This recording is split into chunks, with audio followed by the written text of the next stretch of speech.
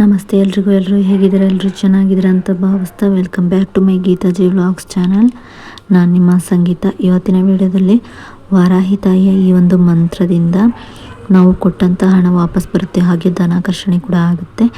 ಯಾವುದೇ ರೀತಿಯ ಆರ್ಥಿಕ ಸಮಸ್ಯೆಗಳಿದ್ರೂ ಕೂಡ ದೂರ ಆಗುತ್ತೆ ಅಂತಲೇ ಹೇಳ್ಬೋದು. ಈ ಒಂದು ಮಂತ್ರವನ್ನು ಕೇವಲ ನೀವು ಮಲಗೋಕ್ಕೆ ಮುಂಚೆ ಪಠಿಸಿದ್ರೆ ಸಾಕು, ಯಾವುದೇ ರೀತಿ ಸಮಸ್ಯೆಗಳಿದ್ರೂ ಕೂಡ ದೂರ ಆಗುತ್ತೆ ಅಂತಲೇ ಹೇಳ್ಬೋದು. ಇನ್ನು ಆ ವಾರಾಹಿ ತಾಯಿಯ ಮಂತ್ರವನ್ನು ನಾವು ಎಷ್ಟು ಬಾರಿ ಪಠಿಸ್ಬೇಕು, ಯಾವ ಸಮಯದಲ್ಲಿ ಪಠಿಸ್ಬೇಕು, ಇದಕ್ಕಿರುವಂಥ ನಿಯಮಗಳೇನು ಅನ್ನೋದನ್ನು ಎಲ್ಲವನ್ನು ಕೂಡ ಈ ಒಂದು ವಿಡಿಯೋದಲ್ಲಿ ಸಂಪೂರ್ಣವಾಗಿ ನಾನು ನಿಮಗೆ ತಿಳಿಸ್ಕೊಡ್ತಾ ಇದ್ದೀನಿ. ವಿಡಿಯೋವನ್ನು ಎಲ್ಲೂ ಕೂಡ ಸ್ಕಿಪ್ ಮಾಡದೆ ನೋಡೋದ್ರಿಂದ ಇದ್ರ ಬಗ್ಗೆ ಸಂಪೂರ್ಣವಾದ ಮಾಹಿತಿಯನ್ನು ನೀವು ತಿಳ್ಕೊಬೋದಾಗಿರುತ್ತೆ. ಇನ್ನು ವಾರಾಹಿ ತಾಯಿಗೆ ಪಂಚಮಿ, ಅಷ್ಟಮಿ ಹಾಗೆ ಅಮಾವಾಸ್ಯೆ, ಹುಣ್ಣಿಮೆ ದಿನ ತುಂಬಾ ವಿಶೇಷ ಅಂತಲೇ ಹೇಳ್ಬೋದು. ಆ ಒಂದು ದಿನಗಳಲ್ಲಿ ನೀವು ವಾರಾಹಿ ತಾಯಿಯ ಮಂತ್ರಗಳನ್ನು ಪಠಿಸೋದಾಗಲಿ ಅಥವಾ ಬರೆಯೋದಾಗಲಿ ಮಾಡೋದ್ರಿಂದ ಕೂಡ ನಿಮಗೆ ಎರಡರಿಂದನೂ ಒಂದೇ ರೀತಿಯ ಫಲಗಳು ದೊರೆಯುತ್ತೆ ಅಂತಲೇ ಹೇಳ್ಬೋದು. ಈ ಮಂತ್ರಗಳನ್ನು ಟ್ರಾವೆಲ್ ಮಾಡ್ತಾ ಕೂಡ ಪಠಿಸ್ಬೋದಾಗಿರುತ್ತೆ. ಅಥವಾ ನಮಗೆ ಪಠಿಸೋದಕ್ಕೆ ಬರೋದಿಲ್ಲ, ಉಚ್ಚಾರಣೆ ಸರಿಯಾಗಿ ಬರೋದಿಲ್ಲ ಅನ್ನೋರು ಕೂಡ ನಾನು ಸ್ಕ್ರೀನ್ ಮೇಲೆ ಮಂತ್ರವನ್ನು ಹಾಕಿರ್ತೀನಿ, ನೋಡಿಕೊಂಡು ಕೂಡ ನೀವು ಬರ್ಕೊಬೋದಾಗಿರುತ್ತೆ. ಬರೆಯೋದ್ರಿಂದ ಕೂಡ ಅದೇ ರೀತಿ ಫಲಗಳನ್ನು ಕೂಡ ದೊರೆಯುತ್ತೆ ಅಂತಲೇ ಹೇಳ್ಬೋದು. ಇನ್ನು ವಾರಾಹಿ ತಾಯಿಗೆ ತುಂಬಾ ಪ್ರಿಯವಾದ ನೈವೇದ್ಯ ಅಂದರೆ ಪುಳಿಯೋಗರೆ ಹಾಗೂ ದಾಳಿಂಬೆ ಹಣ್ಣಾಗಿರುತ್ತೆ. ಇನ್ನು ಎಲ್ಲಾದರೂ ನಿಮ್ಮ ಅಕ್ಕಪಕ್ಕದಲ್ಲಿ ಅಥವಾ ನಿಮ್ಮ ಊರಿನಲ್ಲಿ ವಾರಾಹಿ ತಾಯಿಯ ದೇವಸ್ಥಾನ ಇದ್ದರೆ ಹೋಗಿ ದರ್ಶನ ಮಾಡ್ಕೊಂಡು ಬನ್ನಿ, ತುಂಬಾ ಒಳ್ಳೆಯದು. ಹಾಗೆ ಅಲ್ಲಿ ಹೋದಾಗ ಅರ್ಚನೆ ಅಥವಾ ಕುಂಕುಮಾರ್ಚನೆ ಈ ರೀತಿಯಾಗಿ ಮಾಡಿಸಿ, ಅದು ತುಂಬಾ ಒಳ್ಳೆಯದು ಅಂತಲೇ ಹೇಳ್ಬೋದು.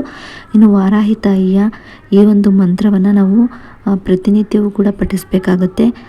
ನೀವು ಇದೇ ಸಮಯದಲ್ಲಿ ಪಠಿಸ್ಬೇಕು ಅಂತ ಏನೂ ಇಲ್ಲ. ರಾತ್ರಿ ಸಮಯ ತುಂಬಾ ಪ್ರಿಯವಾಗಿರೋದ್ರಿಂದ ವಾರಾಹಿ ತಾಯಿಗೆ ಆ ಒಂದು ಸಮಯದಲ್ಲಿ ವಾರಾಹಿ ತಾಯಿಯ ಭೂಲೋಕದಲ್ಲಿ ಸಂಚಾರವನ್ನು ಮಾಡ್ತಾ ಇರ್ತಾರೆ. ಹಾಗಾಗಿ ಆ ಒಂದು ಸಮಯ ತುಂಬಾ ಪ್ರಿಯ ಆಗಿರುತ್ತೆ. ಹಾಗಾಗಿ ನೀವು ಆ ಒಂದು ಸಮಯದಲ್ಲಿ ಕೂಡ ಮಂತ್ರವನ್ನು ಪಠಿಸ್ಬೋದು.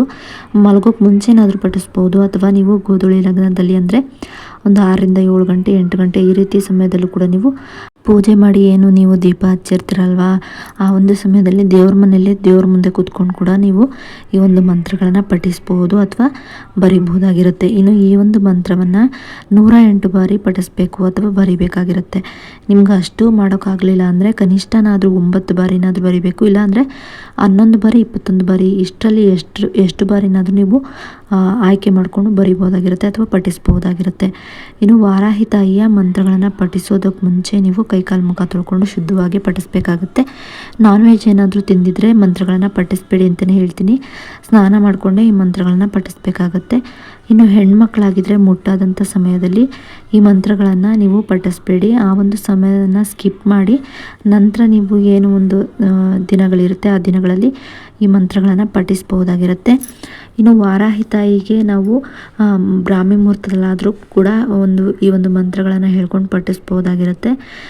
ಬ್ರಾಹ್ಮಿ ಮುಹೂರ್ತದಲ್ಲಿ ಏನೇ ಒಂದು ಕೆಲಸವನ್ನು ಮಾಡಿದ್ರೂ ಕೂಡ ನಮಗೆ ಸಿದ್ಧಿಸುತ್ತೆ ಅಂತಲೇ ಹೇಳ್ಬೋದು. ಯಾಕಂದರೆ ಬ್ರಾಹ್ಮಿ ಮುಹೂರ್ತದಲ್ಲಿ ಕಾಸ್ಮಿಕ್ ಎನರ್ಜಿ ಅನ್ನೋದು ತುಂಬಾ ಹೆಚ್ಚಾಗಿ ಸಿಗೋದ್ರಿಂದ ನಾವು ಧ್ಯಾನ ಮಾಡೋ ಮೂಲಕ ಅಥವಾ ಧ್ಯಾನ ಮಾಡ್ತಾ ಮನಸ್ಸಲ್ಲೇ ಈ ಒಂದು ಮಂತ್ರಗಳನ್ನು ಪಠಿಸೋದ್ರಿಂದನೂ ಕೂಡ ನಮಗೆ ಯಾವುದೇ ರೀತಿಯ ಸಮಸ್ಯೆಗಳನ್ನು ನಾವು ನಮ್ಮ ಜೀವನದಲ್ಲಿ ಎದುರಿಸ್ತಿದ್ರು ಕೂಡ ದೂರ ಆಗುತ್ತೆ ಅಂತಲೇ ಹೇಳ್ಬೋದು.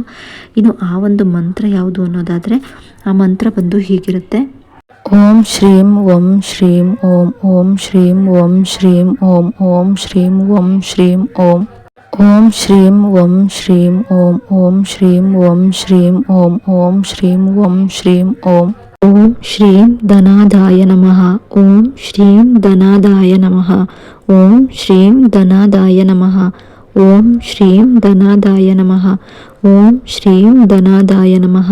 ಈ ರೀತಿಯಾಗಿ ನೀವು 9 ಬಾರಿ 11 ಬಾರಿ 21 ಬಾರಿ 108 ಬಾರಿನಾದರೂ ಆಯ್ಕೆ ನಿಮಗೆ ಬಿಟ್ಟಿದ್ದು ಎಷ್ಟು ಬಾರಿ ಪಠಿಸ್ತೀರೋ ಅಷ್ಟು ಬಾರಿ ಪಠಿಸಿ, ಅಥವಾ ಎಷ್ಟು ಬಾರಿ ನೀವು ಬರಿಬೇಕು ಅಂತೀರೋ ಅಷ್ಟು ಬಾರಿ ಬರಿಬಹುದು. ಇದಕ್ಕೆ ಅಂತಲೇ ಸಪ್ರೇಟಾಗಿ ಒಂದು ಬುಕ್ ಇಡಿ ಅಂತ ಪ್ರತಿಯೊಂದು ವಿಡಿಯೋದಲ್ಲಿ ಹೇಳ್ತಾನೆ ಬಂದಿದ್ದೀನಿ. ವಾರಾಹಿ ತಾಯಿಗೆ ಅಂತಲೇ ಸಪ್ರೇಟಾಗಿ ಒಂದು ಬುಕ್ ಇಟ್ಕೊಳ್ಳಿ. ಆ ಒಂದು ಬುಕ್ಕಲ್ಲಿ ಈ ಮಂತ್ರಗಳನ್ನು ಬರ್ಕೊಬೋದು. ಯಾಕಂದರೆ ನಾವು ಯಾವುದೇ ಒಂದು ಸಮಸ್ಯೆಗಳನ್ನು ಎದುರಿಸ್ತಿದ್ದಾಗ ತಕ್ಷಣ ನಾವು ಏನಾದರೂ ಒಂದು ಪರಿಹಾರ ಮಾಡ್ಕೊಬೇಕು ಅಂದಾಗ ವಾರಾಹಿ ತಾಯಿಯ ಮಂತ್ರಗಳು ತುಂಬಾ ಹೆಲ್ಪ್ ಮಾಡುತ್ತೆ. ಆಗ ನಾವು ವಾರಾಹಿ ತಾಯಿ ಮಂತ್ರಗಳನ್ನು ಹುಡ್ಕೋದಕ್ಕೆ ಕಷ್ಟ ಆಗ್ಬೋದು. ಹಾಗಾಗಿ ಹೀಗೆ ಒಂದು ಬುಕ್ನಲ್ಲಿ ಬರೆದಿಟ್ಕೊಳ್ಳೋದ್ರಿಂದ ತಕ್ಷಣಕ್ಕೆ ನಮಗೆ ಬೇಗನೆ ಸಿಗುತ್ತೆ ಅಂತಲೇ ಹೇಳ್ಬೋದು. ಹಾಗೆ ಬೇಗನೆ ನಾವು ಪಠಿಸೋದಕ್ಕೆ ಅಥವಾ ಬರೆಯೋದಕ್ಕೆ ಸಹಾಯ ಆಗುತ್ತೆ ಅಂತಲೇ ಹೇಳ್ಬೋದು. ಈ ರೀತಿಯಾಗಿ ಹೇಳ್ಕೊಳ್ತಾ ಬರೋದ್ರಿಂದ ನಮ್ಮ ಜೀವನದಲ್ಲಿ ಕಷ್ಟಗಳು ದೂರ ಆಗುತ್ತೆ ಅಂತಲೇ ಹೇಳ್ಬೋದು.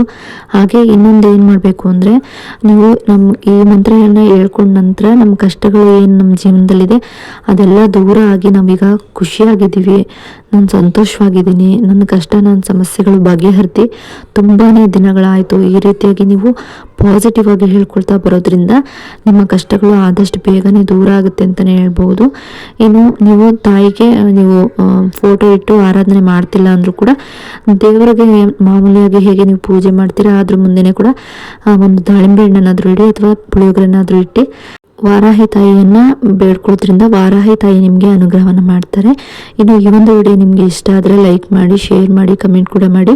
ಇನ್ನಷ್ಟು ಇಂತಹ ಮಾಹಿತಿಗಳನ್ನು ನೀವು ಪಡ್ಕೊಬೇಕು ಅನ್ನೋದಾದರೆ ನನ್ನ ಗೀತಾಜಿ ವ್ಲಾಗ್ಸ್ ಚಾನಲ್ನ ಸಬ್ಸ್ಕ್ರೈಬ್ ಮಾಡ್ಕೊಂಡು ವಿಡಿಯೋ ನೋಡಿ. ಆಗ ನೋಟಿಫಿಕೇಶನ್ ಮೂಲಕ ನನ್ನ ವಿಡಿಯೋ ಬಂದು ನಿಮಗೆ ತಲುಪುತ್ತೆ. ನಾನು ಯಾವುದೇ ಹೊಸದಾಗಿ ವಿಡಿಯೋ ಮಾಡಿ ಅಪ್ಲೋಡ್ ಮಾಡಿದ್ರು ಕೂಡ ನಿಮಗೆ ತಲುಪುತ್ತೆ.